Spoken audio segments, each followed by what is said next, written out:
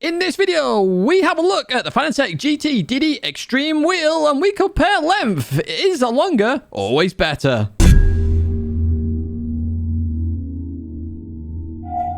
Hello everyone and welcome to a wheel review. We've not done one of these in a little while, so we're reviewing, if you can't tell by the thumbnail and title, the Fanatec GT DD Extreme. Yes, indeed. Now, as a lot of you already know, I am an affiliate of Fanatec. I'm just putting that out there right now. That doesn't change my opinion. I am not financially reliant on Fanatec or anything in terms of YouTube in general. So I always put out my honest review. I always say this to products and people who ask me to review products. In fact, I can tell you, I've had emails, spam emails from companies saying, can you review products? I say, I will give them my honest feedback, and then I don't hear back from them. I did it loads of times. Fanatec, however, they have sent this wheel over. I am an affiliate, so I have enjoyed the previous products, the Fanatec GT DD Pro, as you are very well aware. I've used that for quite a while now, but we do have the DD Extreme. Now, why do I have this wheel, first of all? So, quite a few of you kept saying, Tidge, why don't you have the Extreme? And I was like, Fanatec never sent it me, and I do like using the Pro. I'm not going to go out there and buy it. Anyway, I contacted Fanatec a few weeks ago, and I basically said, is it worth trying the Extreme? And they were like, yes, definitely, Tidge. We'll send you one right away. And they sent me one. And yeah, I have it here and now. So I haven't paid for this wheel. They have sent it me. What we're going to do in this video is go through the unboxing like we normally do. We'll then go over the pros versus negatives of the wheel. So what's good and what's bad in terms of that. Remember, I have used this for a month. So whenever I do wheel reviews, it's always a month usage before I give one out. I don't understand a review of a product if you use it for a day or 2 days. I feel you've got to give it a proper usage to find out the problems and flaws with the product if it happens within the first month. We'll then look at the price. And then finally, should you buy it? Whether it's going directly into your first wheel or whether you are upgrading from the Fanatec GT DD Pro. So, without further ado then, let's get straight into this with the unboxing first of all, and let's have a look exactly what you get. Right, so here is the box, the first box that you end up with. So this is the outside box that you can see right there. So this one is the one that's going to get bashed about a little bit. You can see the weight there on that left-hand side there, gross weight and net weight. So if you want to work out postage, you can do that with your local postage authority. Now we jump to the actual box, which is inside the brown box. And here you can see the actual wheel. So on one side, we have the wheelbase. On this side, we have the wheel itself with that lovely looking LED screen that you can see right there. And then on the front, of course, we've got the actual whole package combined together. So what we will do is actually jump into the box and let's actually have a look exactly what is in there then. So first of all, when you open it up, it comes up with this little motto: true champions emerge when they push themselves to the extreme, which is actually true, to be honest with you. If you think about training, if you push yourself to the extreme, you will get that last bit of progressive overload. And here we've gone inside the box, so you can see the manual right there, and we get some stickers as well that have the Fanatec logo on there. And then you can see we've got that plastic covering, foam covering, protective covering, whatever you want to call it here. And underneath that, we will rip that one out. And here we have the actual wheel itself presented to us. It's in a nice little plastic coating that you can see right there. And I'm going to try and get it out with one hand and actually fail here a little bit. So it shows you how secure it is actually in the box. So very well played to Fanatec for this. You see, I'll just fast forward this a little bit, but we get it out there. It's got some weight to it as well, does this wheel. Now, this is just a wheel so far. We don't got to the wheelbase yet. As you can see there, that is it uncovered. And you can see the LED screen right there. It's looking very nice indeed. Larger than I expected. Looks a lot more premium. I mean, the buttons themselves, look at that. It just looks a lot more premium than the Fanatec GT DD Pro. Looks a lot less toyish as well. So on the back, we've got two lots of shifters. As you can see on the left-hand side there, we've got the big shifter. And then we have a smaller shifter there, which is actually a clutch. And you can practice with that clutch straight away when it's powered on. And you have the same on the right-hand side that I'm showing you right there. So the big thing for me there is those buttons there, the rotational ones, the options, they feel so much quality in them compared to the GT DD Pro. So back in the box now, we've got a big box, we have the wheelbase, and we also have a smaller box as well. So this is only the wheel. It's not the pedals as well. You don't get pedals with this package, and we'll talk about that a little bit later on. So this is everything you get in there. On the left-hand side, the big box that we first pointed out at the bottom here. We have the manual there. We've got the stickers that were at the top of it, but we do come up with this power brick there. It is power. It's a beefy power brick, this. I've actually I put it underneath the pedals on my rig because obviously there's a gap there to the floor. So if we go over towards the right-hand side, in the other box, we have here the cables. So we've got the mounting things as well that go underneath the wheel. We also have the European plug, the UK plug, and a USB cable right there that we are going to use to connect the wheel to the PC or PlayStation, whichever you're buying this for, or both. And then we have the main wheelbase right here then, and straight away you can see that the connection is very different. So that's a QR2. That's actually brilliant. I'm going to put that out there right now. Compared to the other one, that is the main change that I really love about it so far. It just looks so much better. It looks like it grips it, and you don't have the issues with the, you know, the tension of the pole, the shaft in like you have on the Fanatec GT Pro. Just turn around to the back then, you can see there the connections at the back here then. It looks very similar to the GT DD Pro there, but what we will do is actually have a comparison of that in just a second, just to show you that a little bit more.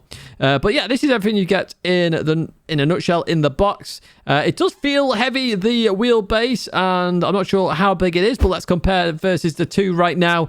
The Pro is on the left. The Extreme is on the right there. Okay, so you can see the connection is very different straight away. So, of course, that clip at the back is the thing that I had issues with on the GT Pro, and I talked about that in that review, which you can actually look at the end of this video.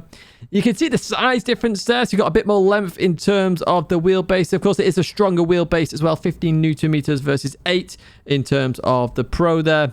But for me, straight away, it's just that connection, the whole shaft versus that QR2. That QR2 needs to be on the Pro. I said it in that review itself.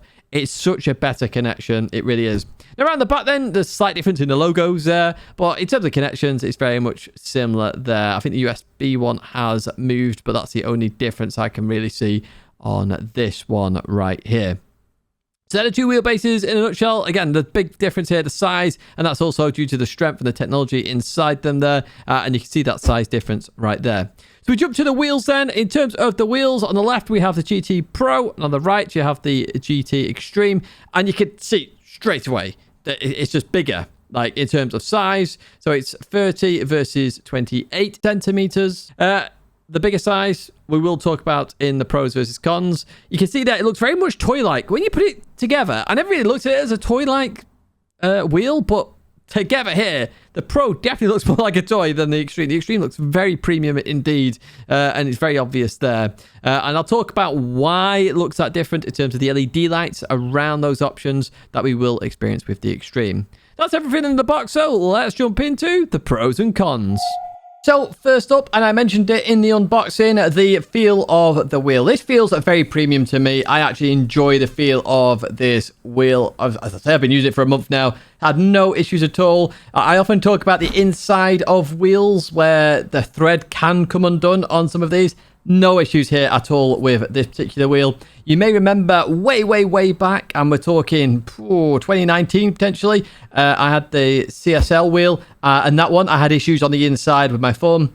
I've had no issues on the Pro, certainly no issues on the Extreme here, so it feels very good. In my opinion, it feels much better than the Pro in terms of feel. I just grabbed my Pro just before, just to like double check it. I was like, yeah, this is much better in my opinion. So first Pro, the wheel feels exceptionally good. Next up then, let's talk about that LED screen, because the LED screen is so much more detailed. It looks better in terms of quality as well. So you can press the little button, which it took me a while to find, to be fair, on the top left-hand side of the wheel. And then you can go through different modes and setups in there and go through it and set up your profiles, etc. You can have up to 5 profiles.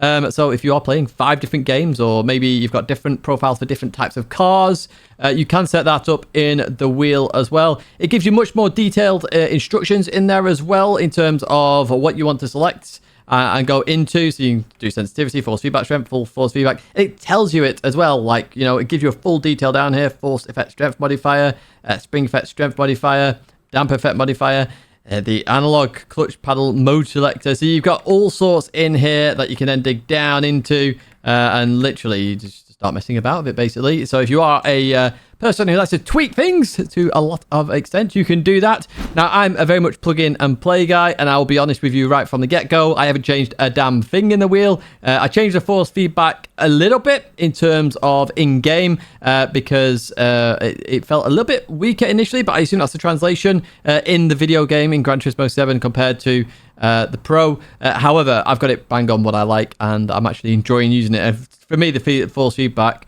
we'll talk a bit more in another Pro in just a second. Let's talk about the force feedback then. So, as I just said, initially when I jumped on, it felt a bit weaker than the Pro. Now, I don't know why that is. It certainly felt smoother, and I will put that out there straight away. It feels a lot more smoother. So I did just get used to it, and I did adjust a couple of settings on Gran Turismo. I then went back to my original settings, and actually I much prefer the force feedback in this. It's much smoother. I feel a bit more in the wheel as well. I feel like it can translate a little bit more. While I don't have extreme force feedback strength on, the fact that it's one of those things where if you're not using 100%, the wheel can do a lot more at 50%, because then it's not trying to do maximum effort. It's going, right, okay, I can give you this and give you that. I'm not pushing myself. It does feel very good in terms of the wheelbase here. I've had no issues with force feedback changing as I play Gran Turismo 7, which I know has been a Gran Turismo 7 issue more than any wheelbase issue. But in terms of using this wheel, I've had no issues whatsoever with that strength changing on a per go basis. You know, when you hit retry, that force feedback is staying the exact same. And that's brilliant to feel and actually experience, because it was very frustrating in the past when it would just change out the blue and it'd be like, oh my word, I'm going to hit pause and restart. Certainly had no issues like that at all here with this DD Extreme at all. Again, I'm a plug-in and play guy, so the fact that I can just plug in and go, yeah, positive there, huge positive in my opinion. Next up, and this is just a short, quick one, and I have actually used this weirdly. The rev counter, so it's a bit larger in terms of the color range and the length of it, and it's actually helpful. Like, I've been driving and literally I can see it just in my peripheral vision, because the wheel is bigger as well, just in my peripheral vision, and I've actually used that and to change gear. Which on other wheels, yes, they have it on, but sometimes it's really hard to see. They've just put it on there as a little extra. This is very obvious. It's very clear to see. It's not too bright either, because some of these are really bright and they take your eye off the game, basically. But no, in this situation, I think it's perfect. I think it's bang on the money, exactly what we needed on a wheel here. So yeah, it's another positive in my opinion for this Fanatec GT DD Extreme. Another big positive then is the stick. So of course with Gran Turismo you have 4 sticks. You have the green stick, you have the blue stick, you have the red stick, and you have the yellow stick. But on the Pro, they are solid colours, so if you go to a different game, they don't really mean that much. And, you know, when I played Assetto Corsa Competizione, I sort of tried to represent that or replace that in that game in terms of understanding like for like, and you can't really do that.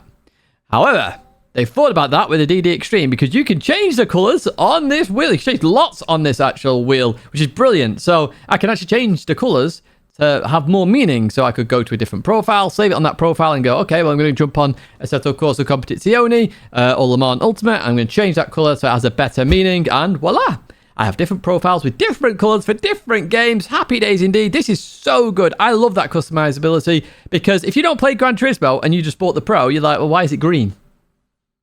Well, guess what? You can now change it from green. Perfect. So this is weirdly a nice addition that I think is often overlooked, where you can customize your wheel in that sense, because it's not customizing like the experience, it's just customizing the fact that you can have different colors on there, and it looks more premium as well. Because if it's just like a painted line on it, it does look toyish. I mean, I showed that in the unboxing really, where I did a comparison between the two. It does look more toyish when it's just a solid line. The LED looks premium. It really, really, really does. I really like this addition to the wheel, so I'm glad they've done this. Very, very good thing. I wouldn't have even thought about it until I've got the wheel, and I'm like, yeah, well played, Fanatec. Next up, in terms of positives, are the amount of buttons on the wheel. So that continues, obviously, from the Pro, but it is a positive in itself if you're not looking at this from a Pro to Extreme compared to other wheels. There are lots of buttons on there. So each, obviously, rotational has its own 4-way. Then you've got the button itself. So that's 5 on each stick. You have 4 of them, plus the additional one, which has the actual diagonals in and all sorts, and that's got in its own. You got L2, R2, L3, R3, triangle, circle, square, X. There's so many buttons on here that you can customize. It's good to have this because that means for those people that do like to map a lot of buttons, you don't need actually a separate button box for this. You can do this all on the wheel. So fair play to them that keeping the amount of buttons there. I know they really need it for Gran Turismo 7, but for PC gaming, it's actually very nice to have so many buttons and so many customizable parts because not all these buttons are needed or used in Gran Turismo 7. So it's just additional bonuses that we have here for the wheel. The final positive then of this wheel is actually the QR2 connection. Now this makes it so much easier to remove the wheel and add the wheel. So obviously if you're in that Fanatec ecosystem and you have different wheels, you can just attach them on the fly, nice and easy, on and off, on and off. And guess what? I talked about it in the unboxing. I've had no issues with disconnections, no issues with obviously the tension that you had on the Pro where you had to tighten it up. I know a lot of people said on that the clip had moved from where it should be. I literally just use it as I go, you know, so it had obviously moved itself. Then I had the issue with the disconnect. I then tightened it up. No issues with the Extreme. No issues at all. You just unplug it in terms of you take it off and then you put it back on. And obviously there's clips there to show you as well as I talk about this in the background. Easy, on and off, on and off, on and off. Not a problem whatsoever. So well played to Fanatec with this. Yeah, it's just really good. There's a lot of positives here with this wheel. Let's get into some of the negatives now. Now, for some of these, people are going to say, Tidge, it's not really a negative for me. I don't really care. But these are negatives in my opinion. So first up is the gear shifters. Now, for some of you, you'll say it feels ultimate quality. The fact that it's so stiff. But I don't like the fact it's so stiff. When I'm racing, I just want a nice, smooth, like, click up and down. But this, it feels like it's quite a force to change gear. Now, as I say, some people will like this. I don't particularly like it. You know, in my actual road car, the paddle shifts aren't like that at all. It's very smooth. And yes, you get a little bit of a click there. But this feels very stiff in my opinion. Arguably too stiff. It'd be good if I could change that in some way to make it less stiff. Because when I'm racing, it's a delay to change gear. And I don't want that delay. I have hit the limiter a couple of times in time trials because it's a small delay. Now, for most people that go, well, Tidge just change a bit earlier. But when you're pushing the extremes of the tenths of a second on time trials and leaderboards, you really have to go to the extreme in terms of timing. So that small delay, because it's just a bit more effort for it to engage, for me is a bit of a negative with this wheel. And I know that's pinching at straws here, or clutching at straws, should I say? I don't know what pinching at straws is. But it is a negative from my perspective. As I say, some of you will go, Tidge, I like that, I prefer that. That's absolutely fine. This is my experience, my opinion on this wheel right now. The next negative is what is advertised with the wheel. So they talk about full force quite a lot in their advertisements and around sim racing in general. But arguably, it's not really adopted anywhere. There's often forum posts about full force. You know, when's it being adopted? iRacing has talked about full force. It's not in Gran Turismo 7. Arguably, this is a Gran Turismo 7 wheel that we are using. I know the wheelbase is more generic, but the wheel itself is Gran Turismo 7.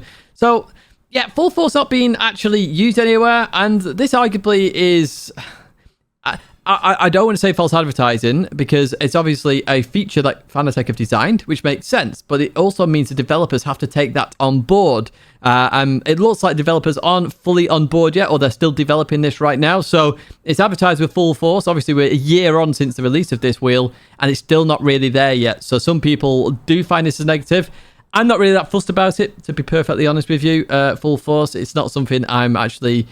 overly intrigued by, but maybe I will be when it is introduced. But the fact it's advertised and it's not really adopted yet, I have put that down as a negative. Next up then, intelligent telemetry mode. So this works with Assetto Corsa Competizione on PC. However, it doesn't work with Gran Turismo 7, which I find very, very, very bizarre. What is this? So first of all, it's on the LED screen. Obviously, it's a fantastic LED screen. I put that as a positive straight off the bat. But what it is on your LED screen, you could have your lap times on there and then the speed and gear. So when you're racing at the moment on Gran Turismo 7, it's just got your speed and then your gear change on there on the screen. So in the center, looks nice, it's quality, as I say. However, intelligent telemetry mode, as it says, basically allows you to have times on there and stuff like that, so you can quickly look down and look back up. Now, if you're in cockpit camera or you're using no HUD at all and literally you're just racing, you may want to do that to look down to see that and bring a bit more immersion, because that's what happens in real life. It's on the steering wheel itself.